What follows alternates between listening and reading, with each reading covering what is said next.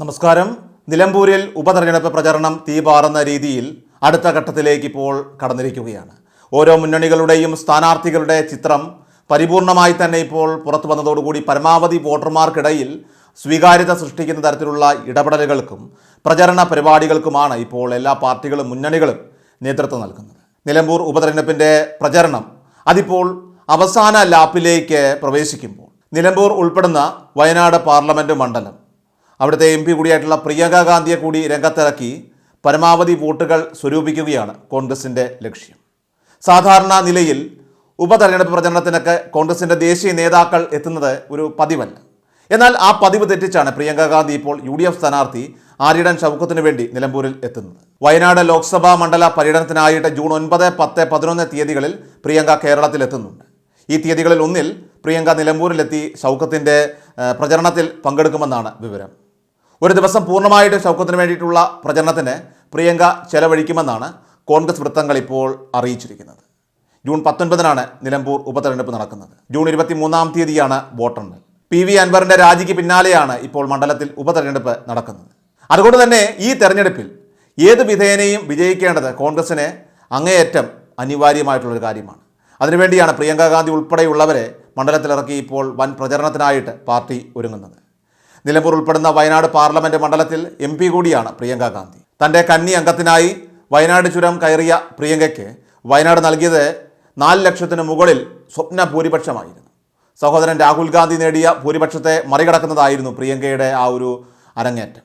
വയനാടിൻ്റെ ചരിത്രത്തിലെ തന്നെ ഏറ്റവും ഉയർന്ന ഭൂരിപക്ഷങ്ങളിൽ രണ്ടാമത്തേത് എന്ന് തന്നെ പറയാൻ സാധിക്കും. 2009 രൂപീകൃതമായിട്ടുള്ള വലിയ തെരഞ്ഞെടുപ്പ് ചരിത്രമൊന്നും അവകാശപ്പെടാനില്ലാത്ത വയനാട് മണ്ഡലത്തിൻ്റെ ചിത്രം മാറിയത് 2019 രാഹുൽ ഗാന്ധിയുടെ വരവോടുകൂടിയാണ്. പിന്നീട് 2024 രാഹുൽ ഗാന്ധിയുടെ പിൻവാങ്ങലോടുകൂടി മണ്ഡലത്തിൻ്റെ ചരിത്രത്തിലെ ആദ്യ ഉപതെരഞ്ഞെടുപ്പിലേക്ക് കളമൊരുങ്ങുകയായിരുന്നു.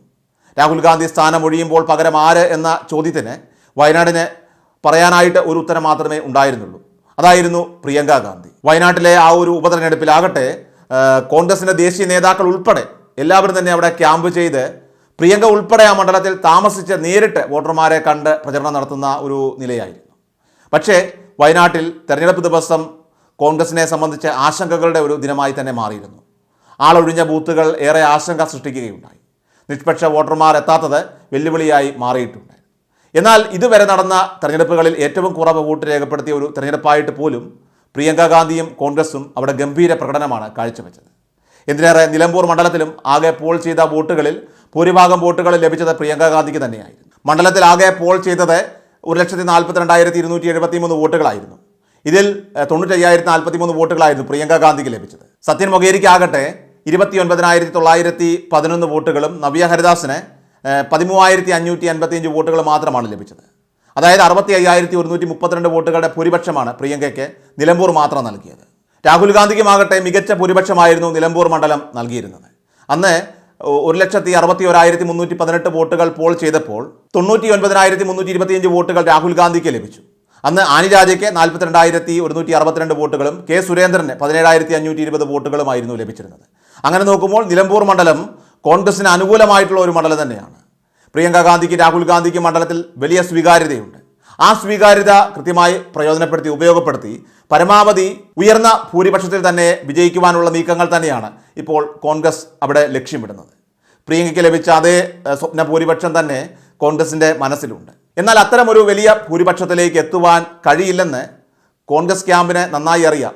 എന്നിരുന്നാൽ പോലും അതിൻ്റെ പകുതിയെങ്കിലും നേടുക എന്നതാണ് ഇപ്പോൾ അവരുടെ പ്രഖ്യാപിത ലക്ഷ്യം. പ്രിയങ്കയ്ക്കൊപ്പം രാഹുലിനെ കൂടി നിലമ്പൂരിൽ കോൺഗ്രസ് പ്രതീക്ഷിച്ചിരുന്നു. എന്നാൽ രാഹുൽ ഗാന്ധി ഇപ്പോൾ ലോക്സഭാ പ്രതിപക്ഷ നേതാവാണ്. അത്രയും ഉയർന്ന സ്ഥാനത്തുള്ള ഒരാൾ ഒരു ഉപതെരഞ്ഞെടുപ്പിൻ്റെ പ്രചരണത്തിനെത്തുമ്പോൾ അത് നൽകുന്ന രാഷ്ട്രീയ മാനങ്ങൾ അത് വേറെയാണ്. അതുകൊണ്ട് തൽക്കാലം പ്രിയങ്ക മാത്രം പ്രചരണത്തിന് മതി എന്ന തീരുമാനത്തിലേക്കാണ് ദേശീയ നേതൃത്വവും സംസ്ഥാന നേതൃത്വവും ഇപ്പോൾ എത്തിയിരിക്കുന്നത്. ഏതായാലും പ്രിയങ്ക നിലമ്പൂരിൽ എത്തുന്നതോടുകൂടി അവസാന ലാപ്പിൽ കോൺഗ്രസ് തന്നെ മുന്നേറുമെന്നാണ് രാഷ്ട്രീയ നിരീക്ഷകർ പോലും ഇപ്പോൾ വിലയിരുത്തുന്നത്.